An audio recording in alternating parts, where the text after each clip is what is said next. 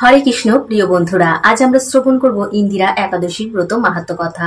এই একাদশীর ব্রত মাহাত্ম্য কথা শ্রবণ মাত্রই সাম বেদীয় যজ্ঞের ফল লাভ হয়ে থাকে। যারা কর্ম বিপাকে পড়ে নিম্নজনি লাভ করেছেন সেই সকল পূর্বপুরুষরা উত্তম জনি লাভ করতে সক্ষম হয় এই একাদশী ব্রত করার ফলে, অর্থাৎ আমরা যদি এই একাদশী ব্রত পালন করি। এছাড়া মহাপাপ বিনিষ্টকারী এই একাদশী, সুতরাং আমরা যেই ব্রতই করি না কেন সেই ব্রত তখনই ফল প্রাপ্ত হয়ে থাকে যখন সেই ব্রতের ব্রত মাহাত্ম্য কথা আমরা শ্রবণ করি। সুতরাং আজকে আমরা ইন্দিরা একাদশীর ব্রত মাহাত্ম্য কথা শ্রবণ করব। তো চলুন আমরা শুরু করি এই ইন্দিরা একাদশীর ব্রত মাহাত্ম্য কথা। ইন্দিরা একাদশী।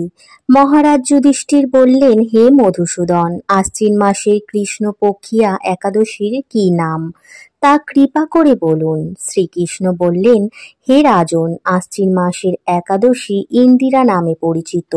এই ব্রত প্রভাবে মহাপাপ বিনিষ্ট হয়, এমনকি কর্মবিপাকে যারা নিম্নজনি লাভ করেছেন সেই পূর্বপুরুষদেরও উত্তম গতি লাভ হয়। এই একাদশীর মাহাত্ম্য শোনা মাত্রই সামবেদীয় যজ্ঞফল প্রাপ্ত হওয়া যায়। হে রাজন, মহিষ্মতি নগরে ইন্দ্রসেন নামে এক প্রসিদ্ধ রাজা ছিলেন। ধর্মবিধি অনুসারে রাজ্য পালনে তিনি বিশেষ খ্যাতি সম্পন্ন ছিলেন। তার বিপুল ধনসম্পত্তি ছিল। পুত্র পৌত্রাদি সহ তিনি সুখে রাজ্য পরিচালনা করতেন। বিষ্ণু ভক্তি পরায়ণ সেই রাজা নিরন্তর শ্রী গোবিন্দ নাম গানে মগ্ন থাকতেন। একদিন রাজা সুখে রাজসভায় বসে আছেন। এমন সময় দেবর্ষি নারদ স্বর্গ থেকে সেখানে এলেন। তাকে দর্শন করে রাজা হাত জোড় করে উঠে দাঁড়ালেন। দণ্ডবত প্রণাম করে মুনিকে আসন, পাদ্য, অঘ্র আদি ষোড়শোপচারে পূজা নিবেদন করলেন। তারপর বললেন, হে মুনিবর, আপনার দর্শন মাত্র আমার যাবতীয় যজ্ঞফল লাভ হয়েছে। এখন আপনার আগমনের কারণ জানিয়ে আমাকে কৃতার্থ করুন। দেবর্ষি নারদ বললেন, হে মহারাজ, অতি বিস্ময়কর এক কথা শ্রবণ করুন। আমি এক সময় যমলোকে গিয়েছিলাম। সেখানে যমরাজের সভায় বহু পুণ্যকারী আপনার পিতাকে দেখলাম। ব্রতভঙ্গ পাপে তাকে সেখানে যেতে হয়েছে। হে রাজন, আপনার পিতা যে সংবাদ প্রেরণ করেছেন আমি তা আপনাকে বলছি। তিনি বললেন, হে ঋষিবর, মহিষ্মতির ইন্দ্রসেন রাজা আমার পুত্র। তাকে বলবেন যে আমি বহু পুণ্য অনুষ্ঠান করেও কোনো কারণবশত যমালয় আসতে বাধ্য হয়েছি।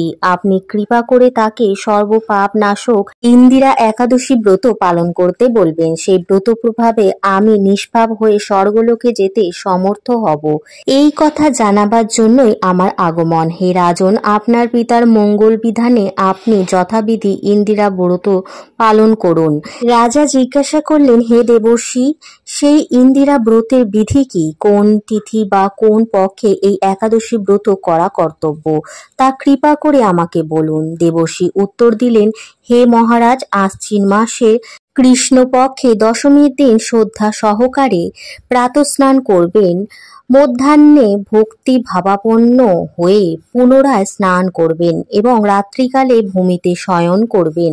পরদিন একাদশী প্রাতঃকৃত্যাদি সমাপন করে নিরাহারে থাকবেন। ব্রতের নিয়মাবলী দৃঢ়ভাবে পালন করবেন।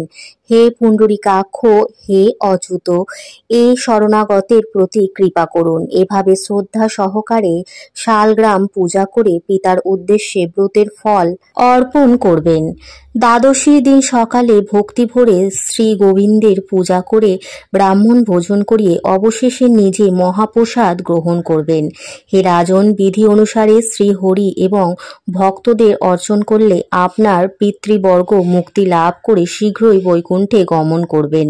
রাজাকে এই উপদেশ দিয়ে দেবর্ষি নারদ প্রস্থান করলেন। রাজা ইন্দ্রসেন মুনিবরের উপদেশ অনুসারে পুত্র পরিজন সহ ভক্তি সহকারে এই ইন্দিরা ব্রতের অনুষ্ঠান করলেন।